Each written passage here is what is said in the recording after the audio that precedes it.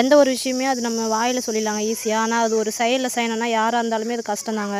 இலை வந்து சும்மா தான் கிடைக்குதுன்னு எல்லோரும் சொல்கிறாங்க. அந்த இலை இருக்கிற இலையெல்லாம் சும்மா கிடைச்சிடாது.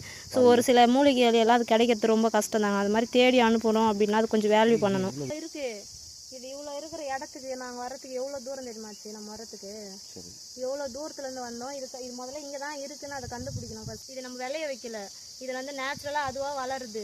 ஸோ அது எங்கே இருக்குதுன்னு கண்டுபிடிச்சி அதுக்கப்புறமா இந்த இடத்துக்கு வந்தது. நிறைய பேர் சொல்கிறாங்க, நீங்கள் இலையை தானே கொடுக்குறீங்க, சும்மா கொடுக்க வேண்டியது தானே, காசு வாங்கி தரீங்க அப்படிங்கிற மாதிரி கேட்குறாங்க. இந்த இடத்த கொஞ்சம் சுற்றி பாருங்கள், எவ்வளோ ஒரு ரொம்ப பொதுராக இருக்குது, பார்க்கறதுக்கே பயமாக இருக்குது. என்னால் கொஞ்ச நேரம் கூட இந்த இடத்துல நிற்க முடியல, அந்தளவுக்கு பயமாக இருக்குது. ஒரு இலை பறிக்கணும்னாலுமே அது ரொம்ப ஈஸியாக வந்துடாதுங்க. இது எங்கே இருக்குதுன்னு ஃபஸ்ட்டு தேடணும். ஒரு நாள் ஃபுல்லாக ஆகுங்க. ஒருத்தருக்கு அனுப்புனாலுமே ஒரு நாள் ஃபுல்லாக ஆகும். சொல்கிறோங்க உட்காந்துட்டு நம்ம ஈஸியாக எது வேணால் சொல்லிடலாம். ஒரு இடத்துக்கு கொஞ்சம் வெளியே வந்து பார்த்தா தான் தெரியும் அது இங்கே இருக்குன்னு நம்ம கண்டுபிடிக்கணும் ஃபஸ்ட்டு. இப்போ அந்த இலையாக தான் நம்ம பார்க்கணும்.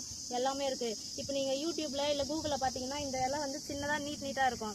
இது வந்து இந்த இலை கொஞ்சம் பெருசாக இருக்குது, டிஃப்ரெண்ட். அது எல்லாமே பார்த்து கண்டுபிடிச்சி கரெக்டான இலையை உங்களுக்கு தரணும். இது எல்லாமே நாங்கள் சும்மா பண்ண முடியுமா? இப்போ எனக்கு ஒரு நாள் வேலை போகுது, இதெல்லாம் விட்டுட்டு நான் உங்களுக்கு சும்மா பண்ண முடியுமா? காசு கொடுத்துட்டு தாங்க பண்ண முடியும். காசு கொடுத்துட்டு இல்லை, காசு வாங்கிட்டு. ஆமாம், ஏதோ ஒன்று காசு வாங்கிட்டு தான் பண்ண முடியும்.